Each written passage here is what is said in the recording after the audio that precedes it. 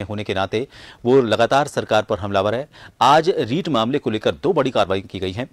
एक तो जो माध्यमिक शिक्षा बोर्ड के अध्यक्ष हैं उन्हें बर्खास्त किया गया है और जो सचिव हैं उन्हें निलंबित किया गया है। लेकिन इसके बावजूद क्या अभी आंदोलन शांत हो जाएगा? क्या सीबीआई की मांग अभी भी विपक्ष यूं ही करता रहेगा? और क्या सियासत से परे जाकर अभ्यर्थियों के लिए इसमें वाकई कोई अगला कदम ऐसा उठाया जाएगा जो उनके लिए भविष्य को सुनिश्चित करने वाला हो? इसी को लेकर बात करेंगे। हमारे साथ दो खास मेहमान जुड़े हुए हैं। भाजपा नेता के तौर पर हमारे साथ पंकज जोशी जी जुड़े हुए हैं और कांग्रेस नेता अरुण शर्मा जी हमारे साथ इस विषय पर चर्चा के लिए जुड़े हुए हैं। आप दोनों का बहुत बहुत स्वागत है। अरुण जी, विपक्ष तो हमलावर है ही, लेकिन दो तरफा घिरी हुई है सरकार। अभ्यर्थी भी लगातार इस बात की बात कह रहे हैं कि एक तो इस परीक्षा को रद्द किया जाए, सीबीआई की मांग की जाए। तो ऐसे में आपको क्या लगता है, आज की दो बड़ी कार्रवाइयां हैं, इससे बिल्कुल कोई इनकार नहीं करता कि सरकार सजग है और बड़ी कार्रवाइयां की हैं, लेकिन अभी भी विपक्ष और अभ्यर्थियों के जो सवाल हैं वो खत्म नहीं हुए हैं।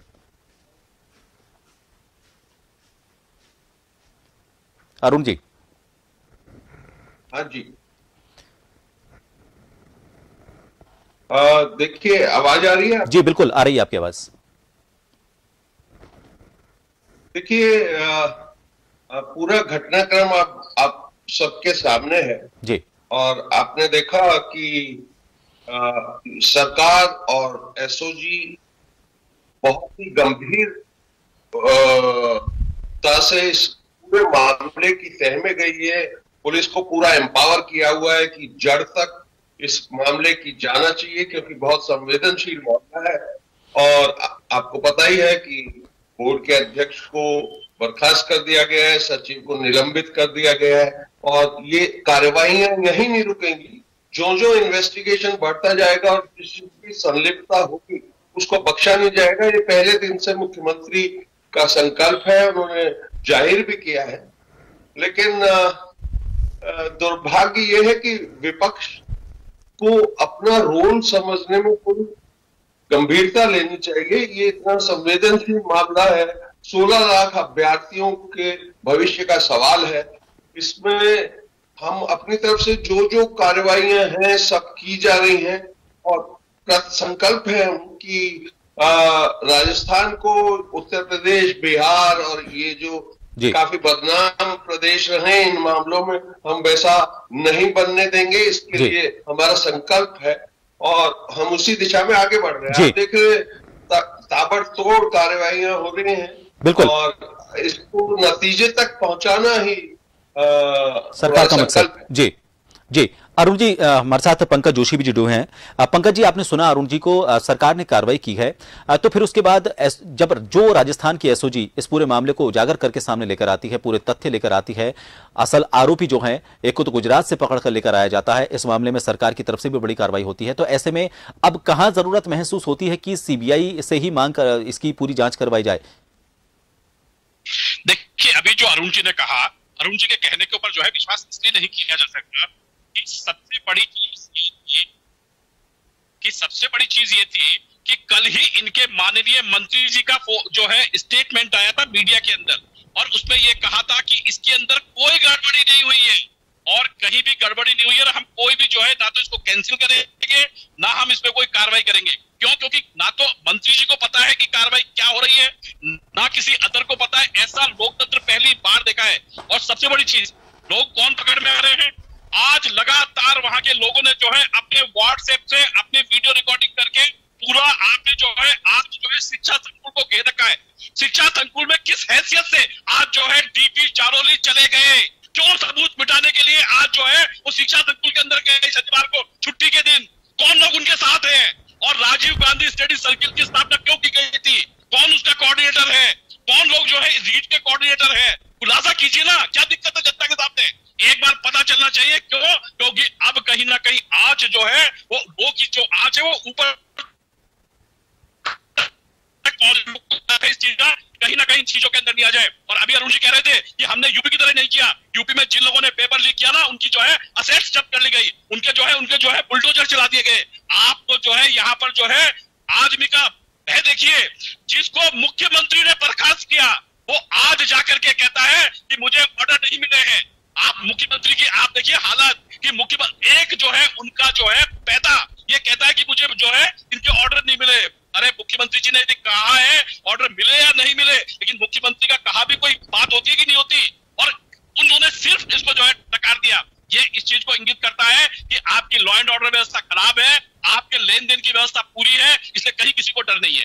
जी अरुण जी, ये बात तो सही है, पर इस पूरे मामले में जिस तरह की चीजें बार बार निकलकर सामने आ रही हैं, इनका यह कहना है और जो विपक्ष लगातार मांग कर रहा है कि इस पूरे मामले में उन लोगों को बचाने की कोशिश की जा रही है जो आरोप है बीजेपी की तरफ से, जो मंत्री स्तर तक के हैं या फिर सरकार के लेवल पर है। क्योंकि पेपर जब लीक, कोई एक पेपर अगर कम निकलता है, देखिए व्यवस्थागत कमी वहीं से शुरू हो जाती है। जब एक पेपर कम था, बंडल में से जब पेपर निकाला गया था, जो सबसे पहला पेपर निकाला गया था, उस वक्त पेपर्स की गिनती होती है। उसी वक्त अगर इस पूरे मामले को उस वक्त के अधिकारी संज्ञान में लेकर आते, अगर उनके संज्ञान में था तो एफआईआर दर्ज होनी चाहिए थी, वरिष्ठ अधिकारियों को बताया जाना चाहिए था। इतना मामला नहीं होता, उसी वक्त पेपर को कैंसिल कर दिया जाता या दूसरा जो अल्टरनेट पेपर होता है उसको लेकर आया जाता। तो व्यवस्थागत तौर पर कहीं ना कहीं कमी तो रही है, इसको तो स्वीकारना पड़ेगा। देखिए, वही सब जांच का विषय है कि व्यवस्था में कहां गड़बड़ी हुई है, वही लेकुना दूर किए जाएंगे। हाईकोर्ट के रिटायर्ड जज की कमेटी बना दी गई है जो न केवल इस जांच में सहयोग करेगी बल्कि आगे भी वो प्रबंध सुझाएगी कि किस तरीके से ये नकल और ये जो माफिया पनपने लगे हैं उनका सफाया हो। महत्वपूर्ण ये है इसमें कि सरकार की और मुख्यमंत्री की मंशा, नियत, उस पर सवाल उठाना बहुत ही बेवजह है, क्योंकि बहुत क्लियर मैंडेट है। भ्रष्टाचार को जीरो टॉलरेंस है इस सरकार में। आप रोज कार्रवाइयां देखते हैं, इस कार्रवाई में भी कोई भी लिप्त होगा उसको नहीं बख्शा जाएगा। रही बात, अभी मेरे दोस्त जोशी जी कह रहे थे कि यूपी में मतलब बीजेपी की गवर्नमेंट है, इसका मतलब ये नहीं है अभी गवर्नमेंट है कि मैं उस पर अटैक कर रहा हूं। मैं कह रहा हूं यूपी बिहार में ये कल्चर रही है। रही बात बुलडोजर चलाने की, तो वो योगी जी ने कहां कहां किन किन पे चलाए वो सब पूरी दुनिया को पता है।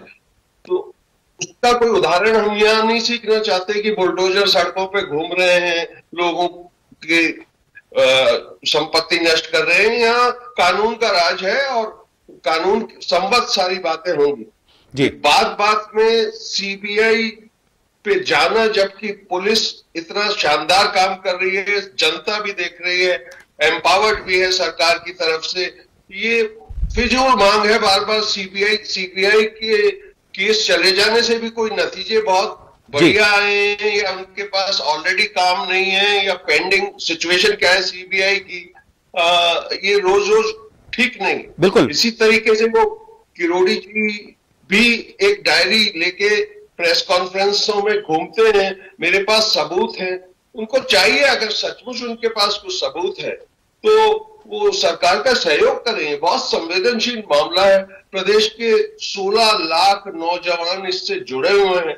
आप वो डायरियों में सबूत लेके क्या किसी को ब्लैकमेल कर रहे हो, धमका रहे हो? अगर आपके पास सबूत है आप एसओजी को दे दीजिए जी। एसओजी से आपने मुलाकात तो की है एक दो बार, उनको सबूत दीजिए, उनका सहयोग कीजिए और सरकार का सहयोग कीजिए ताकि ये गंभीर बीमारी से प्रदेश को बचाया जा सके। पंकज जी, राजनीतिक रोटियां सेकने का अवसर, क्योंकि आपके पास और कोई मुद्दे नहीं है, तो छोटी कोई भी घटना हो उसको 70 mm पे फैला के इतना हल्ला मचाना। अब देखिए वो अलवर वाला केस में कितना शोर मचाया गया है और सीबीआई को भी दे दी गई ताकि इनका ये जो कहना था कि सीबीआई से कराई जाए। लेकिन आपने देखा होगा जब से उसमें मोड़ आए हैं उस कांड में, अब रुचि वहां से हट के नए काम में लगे हो।